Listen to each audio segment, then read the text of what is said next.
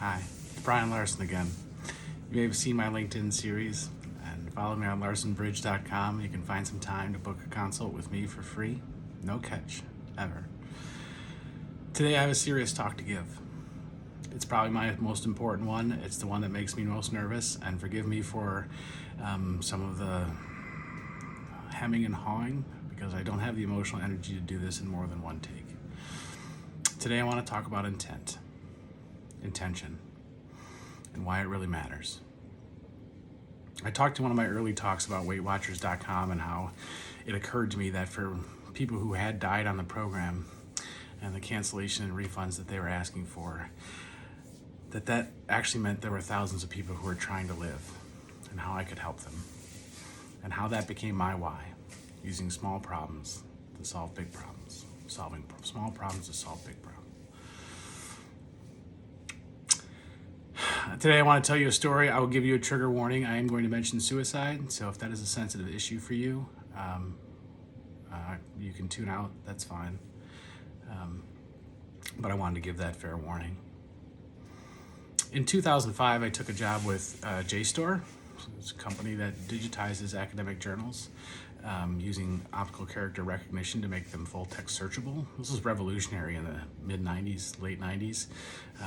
For those of us who did research in college, we had to sort of follow a citation trail of breadcrumbs. So from a trusted source, if you were going to write about like Abraham Lincoln in the early years, there was no way to search journals or books to understand if they talked about your subject or had useful information for you. So you sort of had to do this, follow a citation from an article you knew about to one you didn't know about.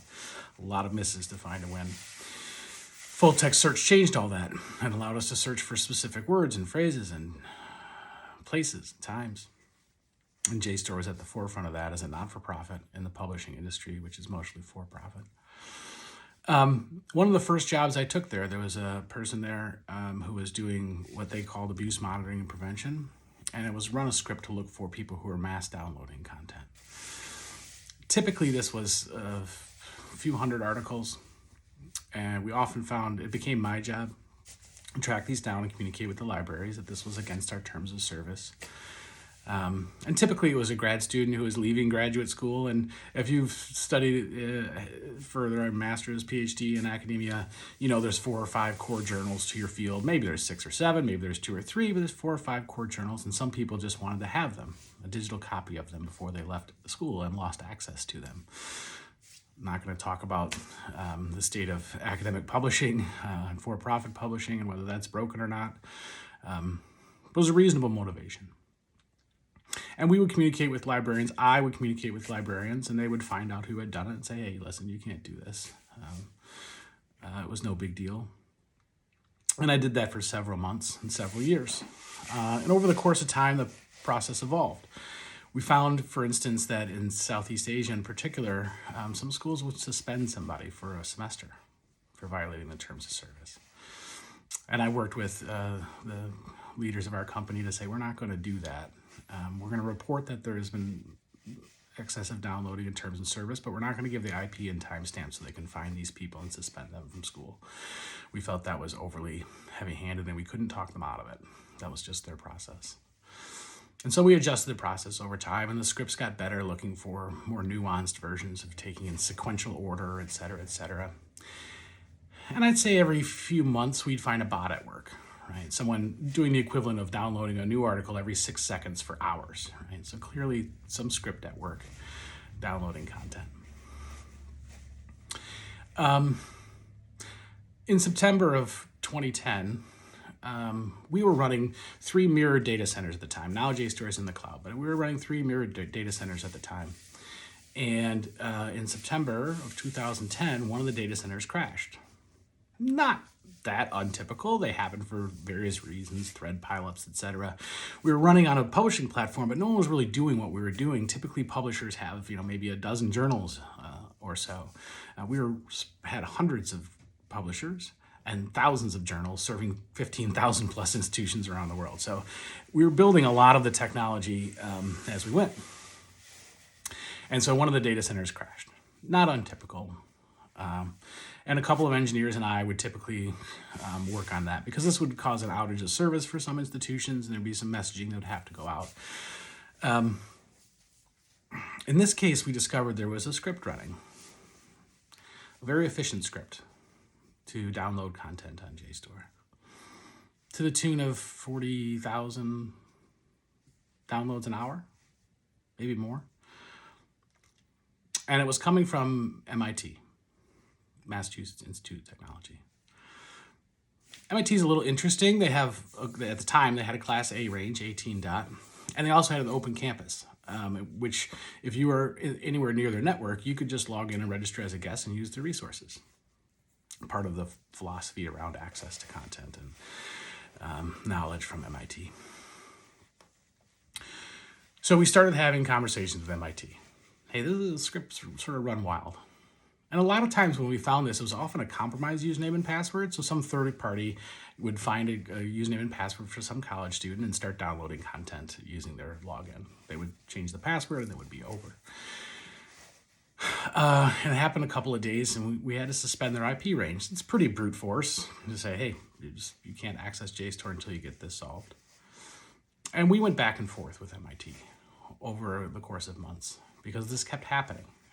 Every few weeks, every month or so, boom, the script would run wild. It would start to crash our servers. It would take thousands, hundreds of thousands of JSTOR articles, of publisher articles hosted on JSTOR. And it just went back and forth without solution, and MIT was unable to figure out who was doing this or how it was happening. And I remember it was the day after Christmas. It happened again. And MIT had published their IP infrastructure online, so we wrote to them and said, listen, this is happening in building 16 on the day after Christmas. Like, how hard is this? Can you figure out what's happening here? Well, they sent some security over to building 16, and what they found was an Acer laptop in an unlocked wiring closet in the basement with an external hard drive that was running this script. Story is well publicized. You can read about it later, but it was under a cardboard box, surreptitiously put into this wiring closet. And the MIT security, MIT police called the Cambridge police. And at the time, there was some federal agencies in the Cambridge police. I'm sure they're still there. It was post 9/11, and so MIT and Harvard and the intellectual property and knowledge there, I guess, warranted some special overview. And so the Cambridge police came, and they put a camera in the wiring closet. And on January 6th, Aaron Swartz came back to get his hard drive, swap out his hard drive, and start the program over again. They chased him down on his bike. He jumped off his bike. They tackled him and arrested him. For those of you who grew up in the 80s or can reference the 80s, war games was a thing. And it was sort of, a very simplistic version of how technology worked, and a nice yarn about human-computer interaction, etc. And so while we were going through it, it felt like that a little bit. We had tracked down some abuse cases before where people using scripts, but being unable to figure out what was happening here was it was invigorating. It was exciting to try and solve this problem. Analysis afterwards, we realized that he had taken millions of articles. He had downloaded millions of articles. And things from there got really weird and scary. If you've never felt truly intimidated, I can promise you that sitting across from an attorney general and the FBI and the state police from Massachusetts being deposed, questioned, was intimidating. And so later that summer in July, the federal government charged him with dozens of felonies and threatened dozens of years in jail for violating, ironically and tragically, the federal law on this, which was written in response, kind of, to war games. by people who didn't really understand technology in the way that they needed to. And that was very heavy-handed. We immediately felt bad about it. This is not a we story. I immediately felt really bad about it. And bad about sort of the excitement and the cavalier attitude. And when I see my comments posted in federal court documents, and on Wikipedia and elsewhere, boy, the tone of it just feels cavalier and not grasping the enormity of the situation.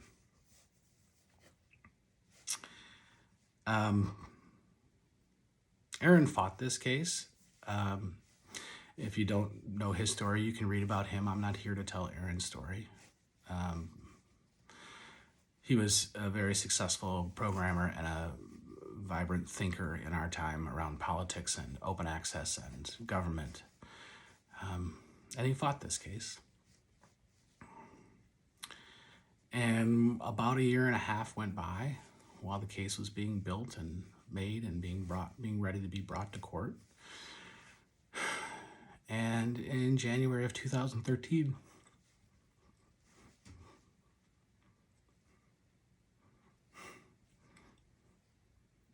Aaron hung himself.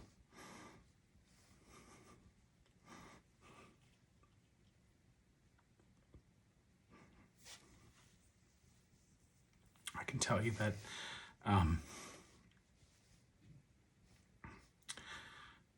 never in my life did I imagine that something I would do would be a part of ending someone's life. And I don't make excuses for it, and I don't take the blame for it. I was a cog in a wheel, part of a machine that's broken. I wasn't just doing my job. I was rightly motivated. My intention was right, but it was cavalier.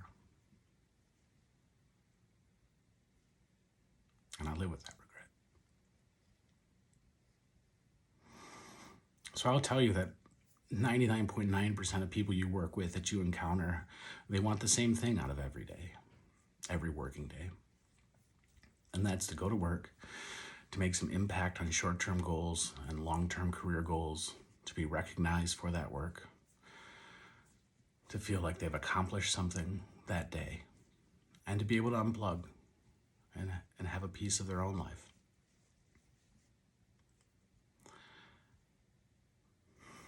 But intention matters.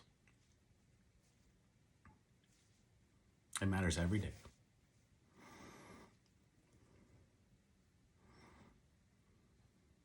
I'm just going to leave it right there. I don't have more to say on this other than to know that for me personally, I don't have to learn that lesson again. Being cavalier,